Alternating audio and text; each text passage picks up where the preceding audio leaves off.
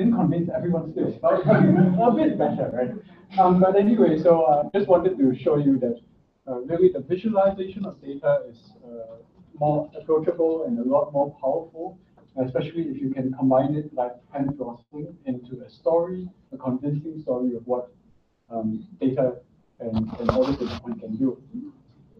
And one of the things is that there's just huge amounts of complexity now. You get more and more data. It's, I think, estimated that we are creating every day the same amount of information we created in the last 200 years, for example.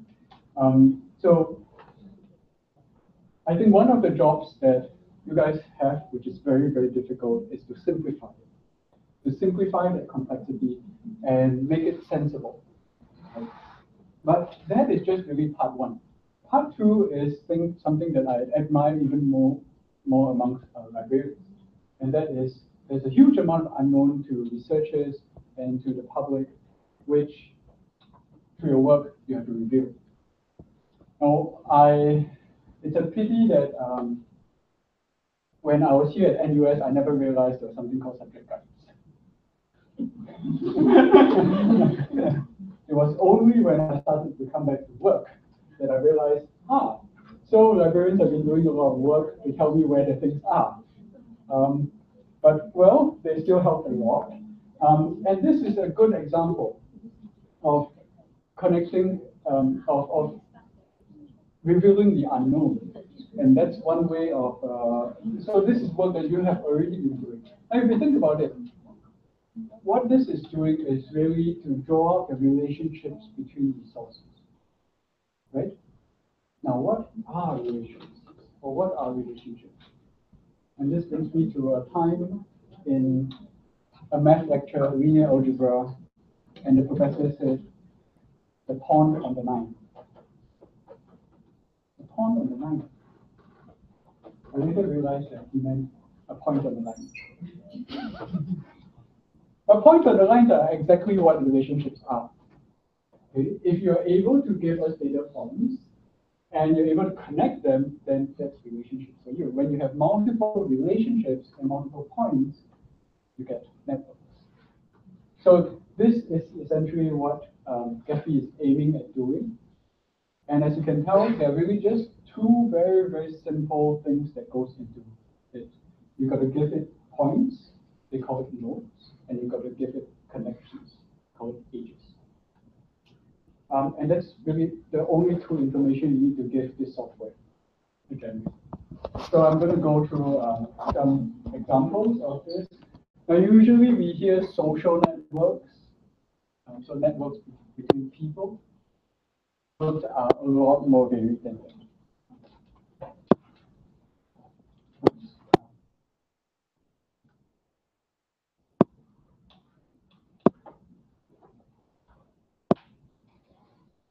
So Stanford has network dataset collection. You can see here, can you see though? It's a bit small.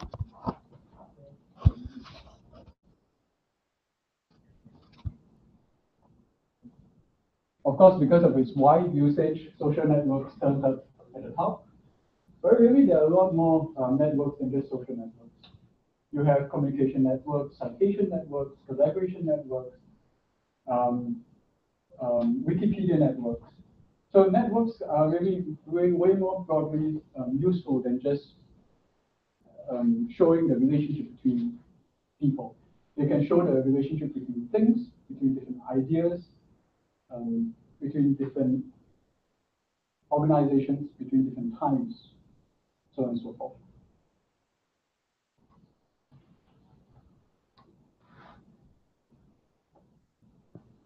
Here is an example of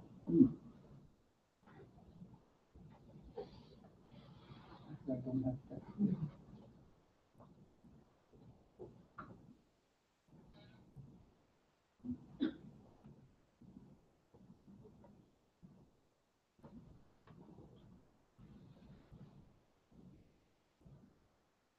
Here's an example of social networks. There are networks between, and this is the case of jazz musicians in America. So based on things like Wikipedia notes, based on different documents, you could, for example, find that there's a relationship between this and that, right? This musician and that musician. So when this is done, you could do, for example, when it's done properly, you can do interactive interface. So if you were to, let's say you knew, say, this guy, and in his Wikipedia, in the entry on Wikipedia, not only is he mentioned, he's mentioned in relation to this various other people. And from here, you can then ask the question of, okay, so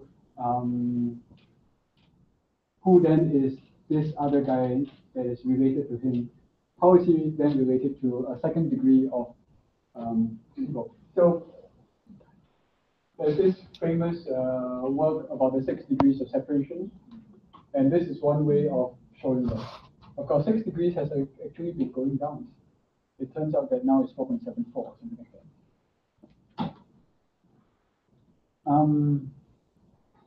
Okay.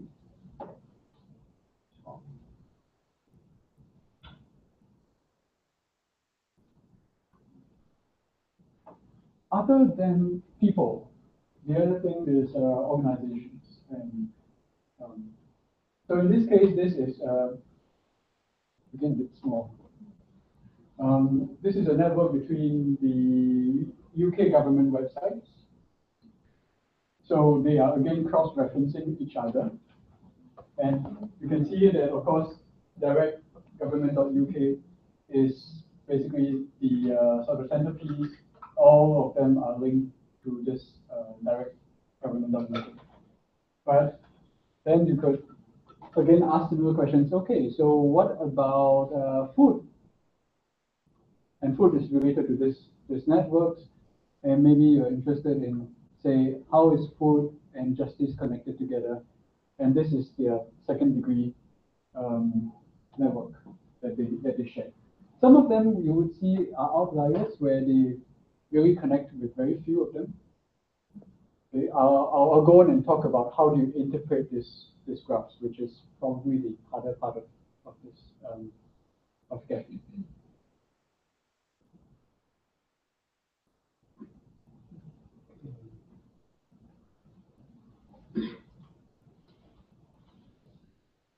But nothing beats a live demonstration. I kind of forgot that there was a live demonstration. Okay, so just now I was looking at early Singapore, right? Early Singapore search of the results from Link. And so one of the questions I was asking is, how are the resources related? Of course, it's impossible that I download everything from, it is possible, but it's just too much work to download everything from the Link website. So I just took a sample of 50 entries and tried to ask, how do you do it? So this is Gatsby's interface. Oh.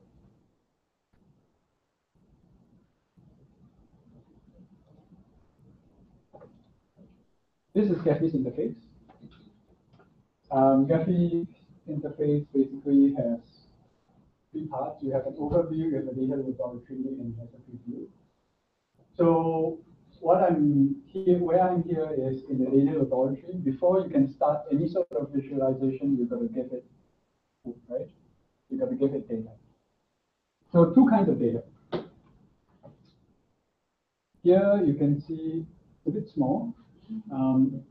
Ages. Now you have to first give it points, notes, before you can give it relationships. Otherwise it wouldn't make sense. So from the 50 titles that I took, I have the ages, I have the notes. Okay, and basically it must be, of course, written in a certain way which can be parsed and decoded so that they understand that it's a certain point. You have referenced ID numbers with their corresponding labels, and the labels here refer to either titles or the content labels. So I'm going to load it in. Okay, we can have a look.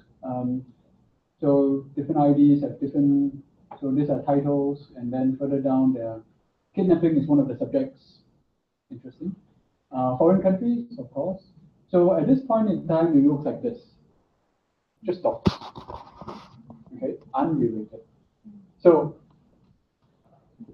then I ask the question of, okay, so if they appear in the same entry, that is a title appearing with certain subjects, they must be related.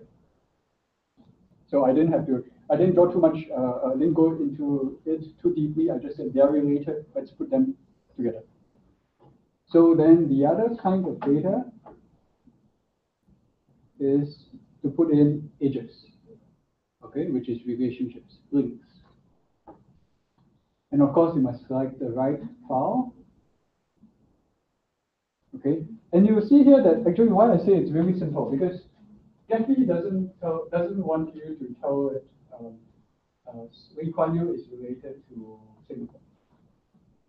It wants it in numbers, like which ID is related to which ID. Okay, and so if you were to put in that data, you'll find that on the ages page they appear, and you'll find that there are different weights, right? And weights refer to how important and how many times it occurs. So now we have a more beautiful graph. We have dots and we have lines. But this is not the magic. The magic is when you then use certain algorithms or certain ways to structure it sensibly. So one of the ways is to basically force it apart, right? When you force things apart, the more connected parts are going to stay closer together. And this is what is going to happen here.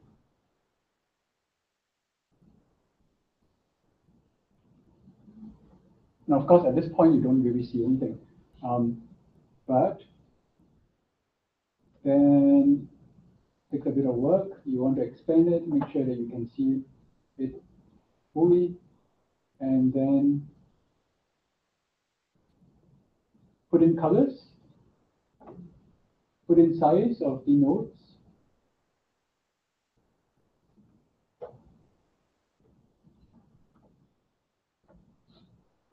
and let's try to visualize it.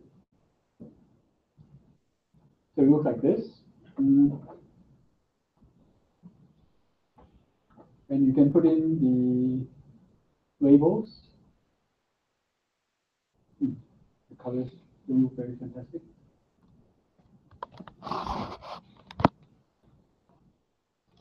Okay. I'm going to go in.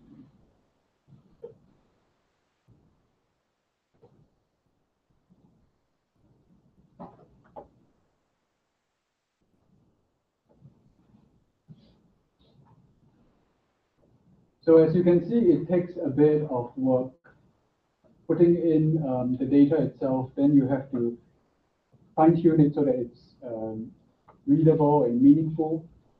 And here what I did was basically all these are titles, approaches to development of art, early childhood of Singapore, a child education for Japanese children in Singapore, and so on and so forth. And so what you would have is basically connections. We could then ask, we can also visualize it another way around. So this is what subjects are going into what books, right? We could also visualize and turn it around and ask what books have what subjects.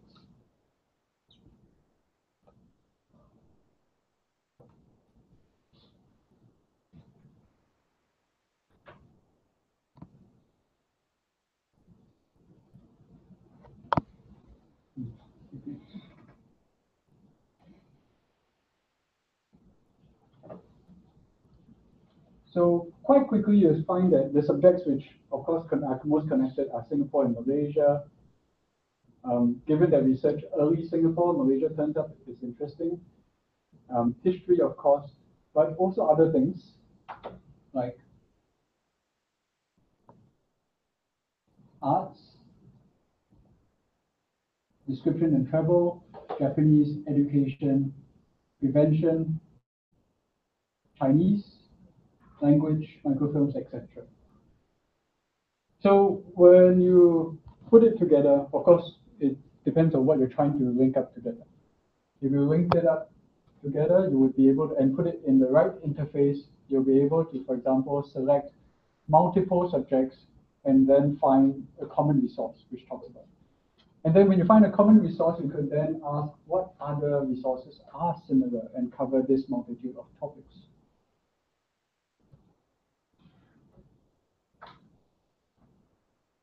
Okay, this is probably the most technical part of this. So are there any questions about how this is done? Yes, no?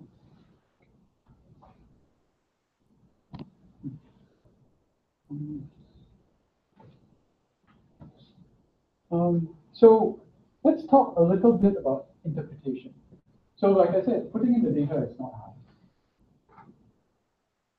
What's a bit harder is to organize it in a way which is sensible and readable and something that can be interpreted. But finally, it is the interpretation which is probably the hardest. And I tried to summate basically 3 ways of understanding a graph. The first is, you notice that there are clusters of things. It's highlighted by the purple clusters, purple circles. So proximity is an important way of understanding this graph. When things are closer together, it means that they're more connected. Of course, that doesn't mean that this thing over here could not have a far-reaching connection to this. It's possible. It's just that they tend to be more connected together. But having said that, this point could not have any connection with this point, probably. I mean, not could not, but probably does not. And so that tells you that there are clusters of information, and they would be graphically represented. So distance and proximity is important. The second thing that's important is centrality. Centrality, meaning whether it's a certain node is a middleman between different classes. An example would be, for example, modern is interesting. Because although modern is not really in any single cluster, but it seems to be something that connects all this together. We could then ask, what is important about this term, modern? Of course, we realize that size indicates how much connections are centered around it. So amongst this cluster, centrality probably points to HTML. Amongst this cluster, centrality points to technique as an important word. And one other thing which I think is really, really important for research libraries is the idea of space. Now, what is filled up is important and meaningful, but what is empty is also meaningful. Why? Because it tells us that if this was a graph of current research materials and resources, there is not much information between technique and visualization and composition. This is basically a gap in the literature. So this is one possible way that a graphical analysis could show what sort of work is required, and what sort of future development should be there. And okay, so I took this a little fast, I think, but that's basically it for Gaffy. And so I would like, in fact, I'm not fast. The last bit of this time, I believe there are different librarians from different clusters here. Is that right? And could I ask you to join in your clusters? Let's reorganize a little. Could you sit together? The different departments.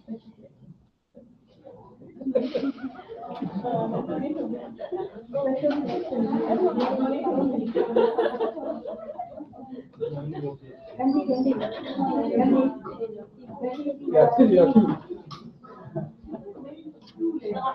And if you're alone, it's fine too.